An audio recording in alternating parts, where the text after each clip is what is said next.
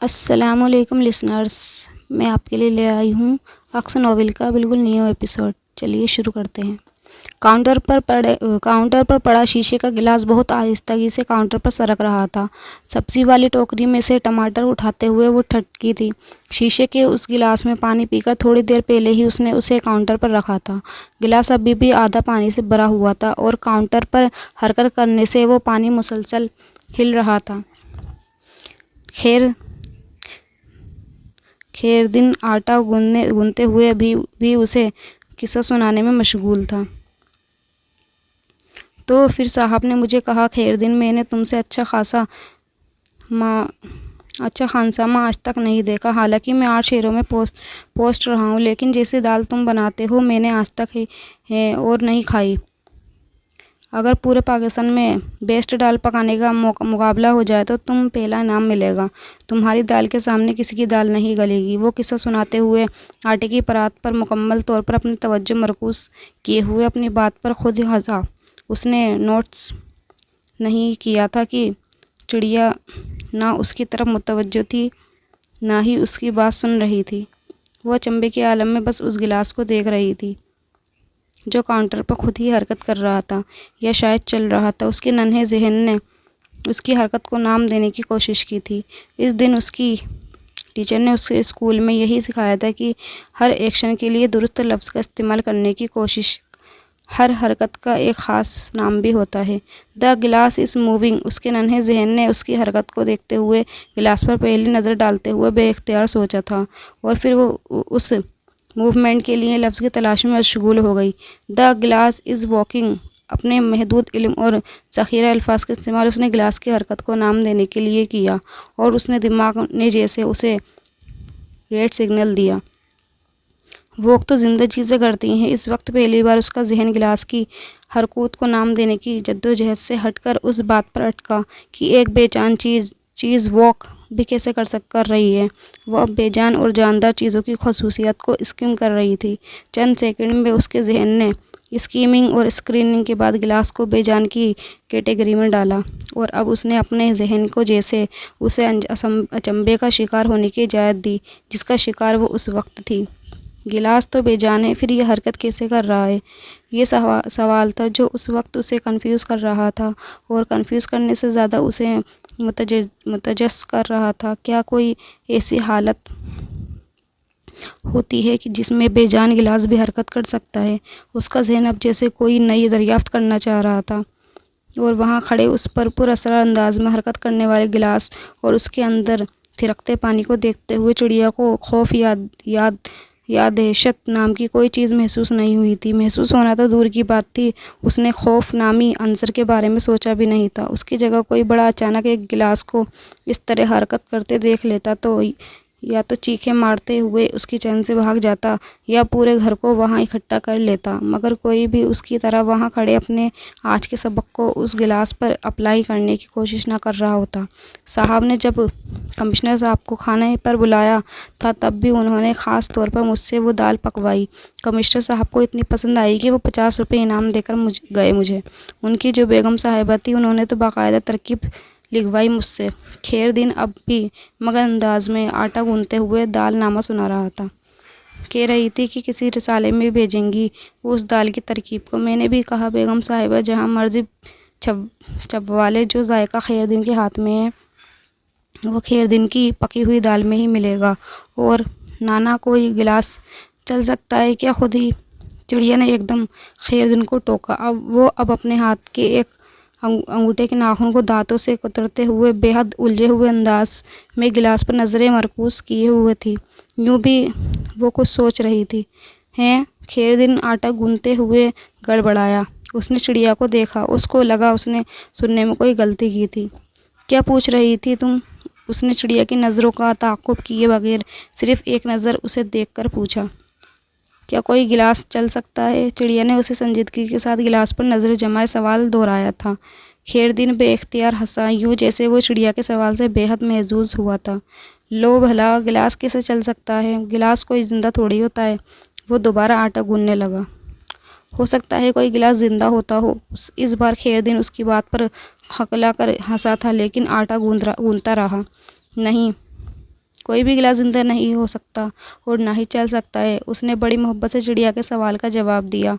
वो सारा दिन यही एक काम करता था, सुबह से लेकर रात तक चिड़िया के सवालों का जवाब देता रहता था और ये उसकी ज़िंदगी का पसंदीदा तरीन काम था। वो उससे कई गुना ज़्यादा शौक़ से उसके सवालों का जवाब देता था जितने शौक़ से वो अपनी मशहूर ज़माना दाल बनाता था। वो उसकी इकलौती नवासी थी, उसकी इकलौती बेटी की इकलौती औलाद, हलीमा के दूसरे शौहर से ज़िंदा बच जाने वाली वाहिद औलाद, हलीमा और खैरदीन की मताए हयात। पंजाब का एक पसमानदा गांव खैरदीन का आबाई इलाका था। वो उस इलाके से 10 जमातें पढ़ने वाला पहला लड़का तो नहीं था, लेकिन सरकारी मुलाजमत में आने वाला पहला आदमी ज़रूर था, और वो सरकारी मुलाजमत भी डिप्टी कमिश्नर के घर का माली। तकरीरनामा मिलते ही गांव में खैरदीन के घर का स्टेटस ही बदल गया था। वो ज़ात का लोहार था और गांव की कमीन और सारा बचपन और नौमरी उसने गांव के कमीन की हैसियत से चौधारी, नंबरदार, पटवारी और ऊंची ज़ात और ज़मीनों वालों की रियाया के तौर पर उनकी जी हुजूरी ही में गुजार दी थी।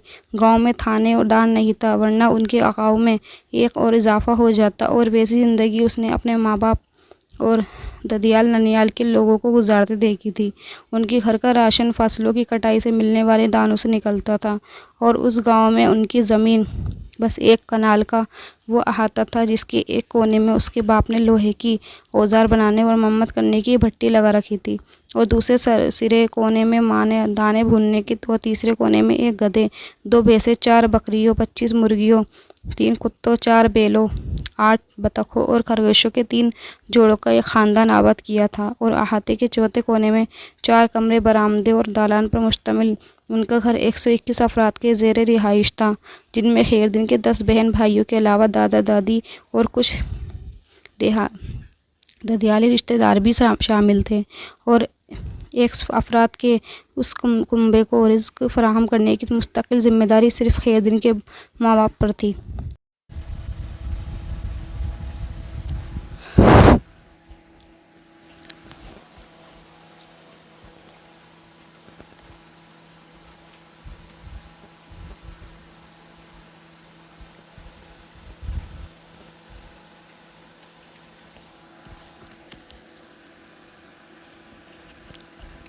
खैरदीन अभी 2 साल का था जब उसकी माँ ने एक दिन डिप्टी कमिश्नर के दौरे के बाद खैरदीन के बाप के सामने ऐलान किया था, ये तेरी मेरी भट्टी में नहीं झोंकेगा अपनी ज़िंदगी। खैरदीन के बाप के सामने ऐलान किया था, ये तेरी मेरी तरह भट्टी में नहीं झोंकेगा अपनी ज़िंदगी। अफसर बनेगा, जीप में आया करेगा, उसके साथ बंदूकों वाले संतरी होंगे, और जो भी उससे मिलने आएगा वो पहले कई घंटे इंतज़ार करेगा, फिर लाइन में लगेगा, फिर मेरे बेटे को मिलेगा। खैरदीन का बाप हुक्के की ने अपने मुंह में दबाए बीवी के ख्याली पुलाव सुनकर हंसता रहा। उनके गांव के पास से नहर गुजारी जा रही थी, और उसकी तामीर और तोसी के सिलसिले में हर दूसरे दिन कोई न कोई सरकारी अफसर अपने जुते के साथ वहां आन मौजूद होता था। गांव के लोग उन दौरों के आदी हो गए थे। अंग्रेज़ का ज़माना था, इसलिए अफसरों की बड़ी तादाद अंग्रेज़ों ही की थी। हिंदुस्तानी सिर्फ उनके मातहत के तौर पर दुम हिलाते उनके साथ चलते फिरते रहते। सिर्फ एक बार एक हिंदुस्तानी अफसर वहां आया था और गांव में धूम मच गई थी। इस हिंदुस्तानी अफसर के पास हाजरा बीबी भी पहुंची थी, और वापस आते हुए 2 साल के खैरदीन को उठाए वो तय कर चुकी थी कि खैरदीन नत्थू लोहार की भट्टी में नहीं संभालेगा, बल्कि वो दफ्तर में काम करेगा। गधे और रेड़े पर सफ़र करके अपनी ज़िंदगी नहीं गुजारेगा, बल्कि उस हिंदुस्तानी अफसर की शानदार जीप में बैठकर कहीं भी आया जाया करेगा। 7 साल तक नत्थू लोहार और हाजरा बीबी ये ख्वाब पालते रहे कि एक टका बेचकर खैरदीन को तालीम दिलवाने की कोशिश करते रहे। फिर 7वीं साल दूसरे बच्चे, और उसके बाद हर साल एक बच्चे की पैदाइश ने हाजरा और नत्थू के जहन से स्टेटस तब्दील करने की भूत को निकालकर भूख के जिनको उनके पेट में कैद कर दिया था। लेकिन खैरदीन तब तक बिगड़ चुका था। ماں باپ کے دھکے، گالیاں اور گھوسے کھانے کے باوجود وہ بستہ چھوڑنے پر آمادہ نہیں تھا، لیکن 10 میل دور پیدل اسکول جانے کے لیے تیار تھا۔ ملازمت کی تلاش اس نے دفتر میں شروع کی تھی اور یقیناً اسے مل جاتی تھی، لیکن ڈپٹی کمشنر کے گھر میں مالی کی نوکری کے لیے اس نے دفتر میں کلرکی چھوڑ دی تھی۔ یہ اس کی ماں کا خواب تھا اور وہ جیسے اپنی ماں کے خواب کی تعبیر کے لیے کچھ بھی کر سکتا تھا۔ اور اگر انگریزی زبان اس کے پاؤں کی زنجیر نہ بنتی تو وہ مالی کی بجائے اس گھر کا صاحب بننے کی کوشش بھی کرتا، لیکن انگریز نے برصغیر کے عوام کو پاور اور اتھارٹی سے دور رکھنے کے لیے انگریزی زبان کی باڑ رعایا اور حاکم کے درمیان لگائی تھی، کسی زمین پر نہیں لگائی تھی، ذہن میں لگا دی تھی کہ یہ جیسے پول والٹ کا پول تھا، بلندی تک پہنچنے کا واحد ذریعہ۔ اور خیر دن کے ساتھ وہی ہوا تھا جو ہو سکتا تھا۔ ڈپٹی کمشنر کے گھر ہیڈ مالک کے ساتھ کام کا آغاز کرنے میں اس کی 10 جماعتوں سے زیادہ اس کے گاؤں میں کھیتی باڑی کا تجربہ کام آیا تھا۔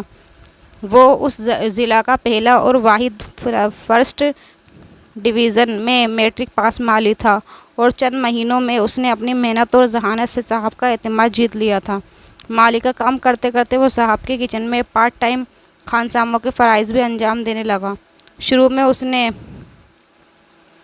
بیرا گیری کی اور خانساموں کے معاون کے طور پر کام کرتا رہا، لیکن پھر ایک وقت آیا کہ جس دن خانسامہ چھٹی پر ہوتا اور خیر دن کھانا بنا کر ٹیبل پر سجاتا، کھانے کی میز کی شکل ہی کچھ اور ہوتی، کھانے کے ذائقے کی تو خیر بات ہی الگ تھی۔ صاحب نے اس کو پھر آؤٹ دا وے پروموشن دینے پر دیر نہیں کی تھی۔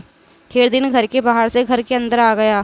وہ گاؤں میں فخریہ سب کو بتاتا تھا کہ وہ سارا دن ڈپٹی کمشنر ہاؤس میں گزارتا تھا، اتنا وقت جتنا صاحب بھی نہیں گزارتا۔ چند اور مہینوں میں خیر دن نے جیسے ڈپٹی کمشنر ہاؤس کا حلیہ بدل کر رکھ دیا۔ وہ صاحب اور بیگم صاحبہ کا رائٹ ہینڈ مین تھا، جس پر اب وہ اندھا اعتماد کرتے تھے۔ خیر دن اب خانسامہ نہیں بٹلر تھا۔ وہ انگریزی زبان جو وہ تعلیم کرنے کے دوران کہیں سے نہیں سیکھا تھا، وہ اس نے ایک انگریزی ڈپٹی کمشنر اور اس کی میم صاحب سے سیکھی تھی، اور 2 سال کے دوران وہ انگریزی اس لہجے میں بولنے لگا تھا کہ جس نے صرف لندن کے ویسٹ اینڈ میں رہنے والے بولتے۔ وہ کوئی لرز تھا اور اپنی اس کو الٹی کی وجہ سے اپنے صاحب کا چہیتا تھا۔ یہ خصوصیت ہندوستانیوں میں بہت کم پائی جاتی ہے۔ گاؤں میں اب خیر دن کے گھر کے باہر اس کی نیم پلیٹ تھی، جس پر خیر دن کے نام کے نیچے اس کے ڈیزگنیشن اور اس کے مختصر سی ڈیزگنیشن کے نیچے اس کے صاحب کا نام اور صاحب کے ڈیزگنیشن کی تفصیلات ماں صاحب کے سرکاری گھر اور سرکاری دفتر کے موجود تھی، اور اس نیم پلیٹ نے خیر دن کے خاندان کو کمی نہیں رہنے دیا تھا۔ وہ اب انگریز کا ملازم تھا، اسے گاؤں کے ہر اونچی ذات کے چودھری، برمن، بنیے، پٹواری کے سامنے جھکنے کی ضرورت باقی نہیں رہی تھی۔ وہ اس گاؤں کا پہلا اور خاص طور پر اپنی برادری کا پہلا رول ماڈل تھا۔ بدقسمتی سے اور روایتی طور پر اس کے اپنے بہن بھائیوں میں سے کوئی ایک بھی اس رول ماڈل سے انسپائر ہو کر اس کے نقش قدم پر چلنے کو تیار نہیں ہوا تھا۔ ان کے بڑانکے کو بڑے بھائی کا اسٹیٹس کافی تھا۔ اس کے 6 کے 6 بھائی پہلی دوسری جماعت سے ہی اسکول چھوڑ کر آئے تھے، اور بہنوں کو تو خیر اس زمانے میں تعلیم دینے کا سوال ہی پیدا نہیں ہوتا تھا۔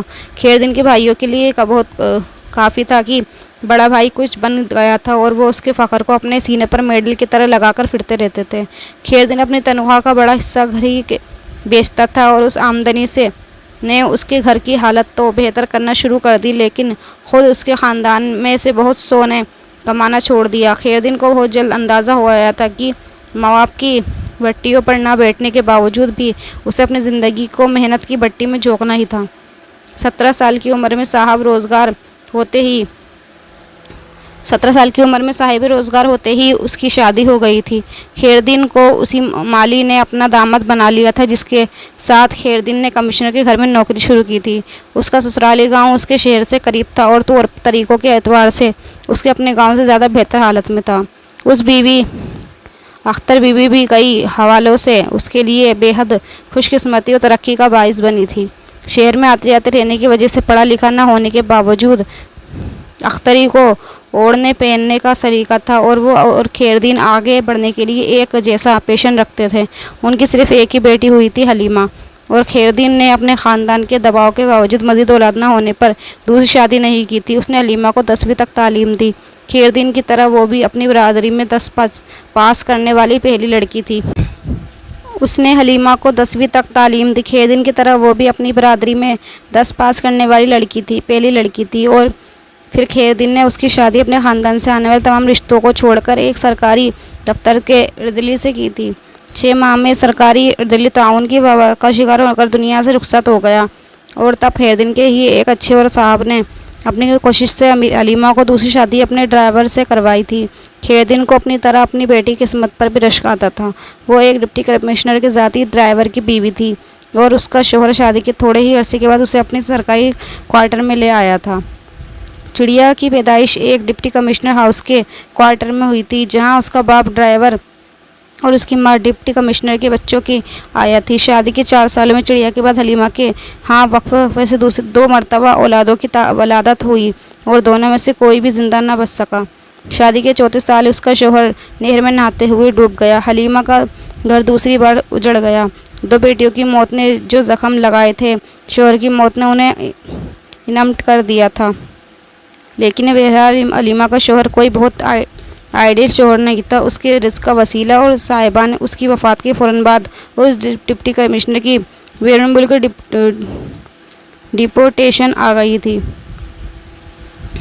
हलीमा बाप के क्वार्टर में नहीं रह सकती थी। शायद साहब और उनकी बीवी उसे रहने की इजाज़त दे ही देती, लेकिन अब वो सरकारी रिहाइशगाह किसी और के ज़ेर इस्तेमाल आ गई थी। हलीमा चिड़िया को लेकर मजबूरन गाँव चली आई। चिड़िया अब खैरदीन और हलीमा की ज़िंदगी का महवर थी और खैरदीन के लिए उससे अलग रहना बेहद मुश्किल था। नया साहब और उसकी बीवी नौकरों से बहुत फासला रखते थे और खैरदीन किसी भी तरह अपने सरकारी क्वार्टर में हलीमा और चिड़िया को लाने में कामयाब नहीं हो सका। तभी खैरदीन और हलीमा की किस्मत के सितारे एक बार फिर गर्दिश से बाहर आए। खैरदीन ने किसी ज़माने में एक डिप्टी कमिश्नर के साथ काम किया था, जो बाद में दूसरे सूबे में चला गया था, लेकिन इसी दौरान वो दोबारा पोस्ट होकर उसी डिवीज़न में आ गया और उसने वहाँ पोस्ट होते ही खैरदीन को अपनी सरकारी रिहाइश में ट्रांसफ़र करवा ली थी। ना सिर्फ ये बल्कि उन मियाँ बीवी ने हलीमा को भी एक बार फिर बच्चों को आया के तौर पर रख लिया था। वो 3 साल चिड़िया की ज़िंदगी के सबसे अहम साल साबित हुए थे। चिड़िया ने अपनी इब्तिदाई तालीम माँ और नाना से हासिल की थी। वो खैरदीन की तरह बेहद ज़हीन और क्विक लर्नर थी। अपनी उम्र के दूसरे बच्चों के मुकाबले में उसका कंसंट्रेशन स्पेन बहुत ज़्यादा था। वो एक काम को शुरू से आखिर तक एक जैसे इन्हेमाक और लगन से करती थी। गांव में हलीमा उसे तख्ती लिखवाया करती थी और तख्ती पर अलिफ से ये तक लिखते किसी हुर्फ में फ़र्क नहीं होता था। कहीं लिखने वाली की अकाहट, थकावट या अदम दिलचस्पी का इजहार नहीं होता था। उसके हाथ की लिखाई बाद में खैरदीन की लिखाई की तरह होती गई। अलिफ बे खैरदीन का चैलेंज नहीं था, खैरदीन का चैलेंज ABC था और चिड़िया के लिए वो दोनों तफरीह है। वो माँ से जोड़ तोड़ सीखती और नाना के आने पर उनसे स्पेलिंग।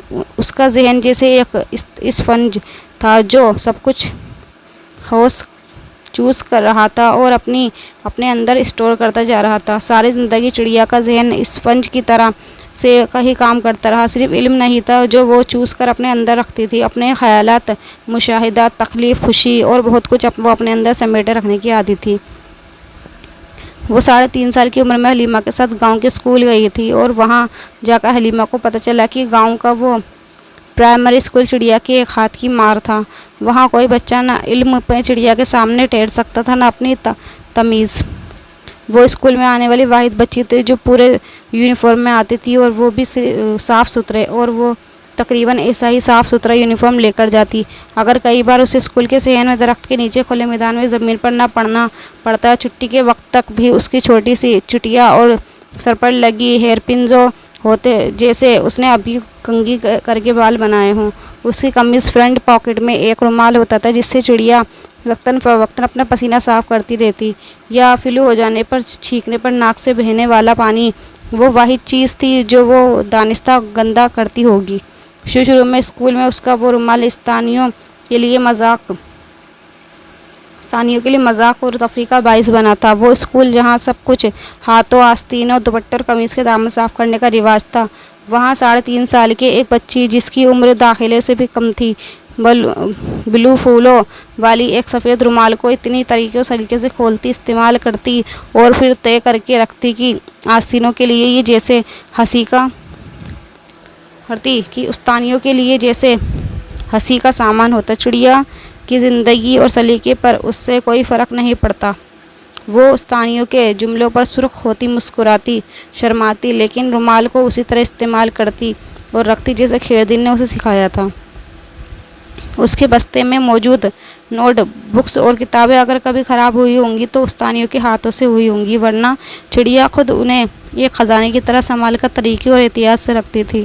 کوئی اس کا بستہ کھول کر دیکھتا تو نوٹ بکس اور کتابوں کی ترتیب دیکھ کر بھی حیران رہ جاتا۔ اس کے بستے میں ہر چیز کی پراپر جگہ پر تھی اور ہمیشہ پراپر جگہ پر ہی رہتی تھی۔ چڑیا اگر 50 دفعہ پینسل نکالتی تو ہر بار اسے واپس رکھتے ہوئے جیومیٹری باکس میں ہی رکھتی، اسی ترتیب سے جس ترتیب میں اس کے جیومیٹری باکس میں چیزیں تھیں۔ 6 ماہ چڑیا اسکول جاتی رہی اور 6 ماہ اس کی استانیوں کو اسے کچھ پڑھانا نہیں پڑا، اور جیسے ایک ریچول تھی جو پوری ہو رہی تھی۔ 6 ماہ بعد حلیمہ اور چڑیا دوبارہ نئے شہر میں خیردین کے پاس آ گئے تھے، اور یہاں جیسے چڑیا کا ایک نیا جنم ہوا تھا۔ ڈپٹی کمشنر کی بیوی ڈاکٹر فرح ایک بے حد رحم دل عورت تھی۔ حلیمہ اس کے 3 بچوں کو دیکھ بھال کرتی تھی۔ حلیمہ کی وجہ سے چڑیا بھی دن میں کئی بار ماں کے پیچھے گھر میں جاتی۔ ڈاکٹر فرح کو چڑیا اپنی عادت اور ذہانت کی وجہ سے بے حد اچھی لگتی تھی۔ ایک گورنمنٹ کے سرکاری اسکول سے ایک انگلش میڈیم اسکول تک چڑیا کو لے جانے والی وہی تھی۔ وہ انگلش میڈیم اسکول کے سلیبس کو چڑیا کے لیے آسان بنانے والی وہی تھی، جو اکثر اوقات اپنے بچوں کو پڑھاتے ہوئے چڑیا کو پاس بٹھا لیتی تھی۔ چڑیا اردو میڈیم نصاب سے انگلش میڈیم نصاب میں جتنی آسانی اور سہولت سے ایڈجسٹ ہوئی تھی، اس نے ڈاکٹر فرح کو حیرانی سے زیادہ متاثر کیا تھا۔ چڑیا گفٹڈ تھی اور اس کا اظہار سب سے پہلے انہوں نے ہی خیردین اور حلیمہ سے کیا تھا۔ چڑیا پر انہیں محنت نہیں، صرف کچھ توجہ دینی پڑی تھی، اور اس توجہ کا ثمر چڑیا نے ایک کے بعد ایک کلاس میں ٹاپ کر کے دیا تھا۔ مناسب سے نقوش و نگار اور بےحد سیاہ گہری چمکتی آنکھوں اور سانولی رنگت والی چڑیا ایک چڑیا ہی کی طرح دبلی پتلی لیکن پھرتیلی تھی۔ اس کی سیاہ چمکتی آنکھوں سے جھلکتی ذہانت اور اس کی بے حد ملائم میٹھی سریلی آواز اس کی 2 امتیازی خصوصیات تھی، جو اگر نہ ہوتی تو چڑیا کو بچوں کے ہجوم میں پہچاننا مشکل ہوتا، لیکن وہ عجیب طریقے سے نوٹس ہوئی تھی۔ ڈاکٹر فرح کے بچوں کو ہفتے میں ایک بار میوزک ٹیچر موسیقی سکھانے آتے تھے، اور وہ سارا وقت چڑیا کو سرگم سکھاتے رہتے تھے۔ چڑیا کوئل کی طرح گاتی تھی، اور فرح اور اس کا شوہر عابد مسعود اگر گھر پر ہوتا تو چڑیا کے گیت سننے کے لیے خود بھی آ کر اپنے بچوں کے پاس بیٹھ جاتا۔ کیا بنو گی تم چڑیا بڑی ہو کر؟ ڈاکٹر فرح کو اس سے گپ شپ لگانے میں مزہ آتا تھا۔ وہ اپنے بچوں کے ساتھ کھیلتے ہوئے اکثر اس سے بات چیت کر لیا کرتی تھی۔ میں ڈاکٹر بنوں گی، چڑیا بے حد اعتماد سے اسے بتاتی۔ پھر کیا کرو گی؟ وہ اسے مسکراتے ہوئے مزید کریدتی۔ پھر میں علاج کروں گی، کھٹاک سے جواب آتا۔ کس کا علاج کرو گی؟ جو بیمار ہوگا، اور اگر کوئی بیمار نہ ہوا تو؟ پھر فرح اپنی مسکراہٹ چھپاتے ہوئے اس سے کہتی۔ پھر ریسٹ کروں گی، بلا توقف جواب آیا۔ لیکن ڈاکٹر تو ٹیسٹ نہیں کرتے، پھر آپ کیوں کرتی ہیں؟ ڈی سی کی بیوی بے اختیار ہنسی۔ وہ لاجواب ہو جاتی، اور یہ اکثر ہوتا تھا۔ اس بچی کی زبان بے حد صاف تھی، اعتماد بلا کا تھا، لب و لہجہ بے حد شائستہ اور آواز میٹھی۔ حلیمہ تمہاری بیٹی بڑی ترقی کرے گی، ماشاءاللہ بہت ذہن ہے اسے، بہت پڑھانا۔ ماشاءاللہ بہت ذہین ہے اسے، بہت پڑھانا۔ وہ ہر بار چڑیا سے ایسے ہی مباحثے کی بات کہتی۔ حلیمہ کا سیر و خون بڑھتا یہ سن کر کہ باپ بیٹی چڑیا کی تعریفیں اگلے کئی دن ایک دوسرے کو دہرا کر سناتے، اور ہر بار یوں سنتے اور سناتے جیسے پہلی بار ہو۔ بیٹی کو ڈاکٹر بنانے کا خواب حلیمہ نے ڈی سی کی اس بیوی کو دیکھ کر ہی کیا تھا۔ چڑیا کی جگہ اس کا بیٹا ہوتا تو وہ اسے ڈپٹی کمشنر بنانے کا خواب دیکھتی، جیسے اس کی دادی نے خیردین کے بارے میں دیکھا تھا۔ مگر چڑیا لڑکی تھی، اور وہ لیڈی ڈاکٹر بن جاتی تو بھی بہت بڑی بات ہوتی تھی۔ وہ ان کے گاؤں اور برادری کی پہلی ڈاکٹر ہوتی، جیسے خیردین پہلا سرکاری ملازم، حلیمہ 10ویں جماعت پاس کرنے والی پہلی لڑکی، اور چڑیا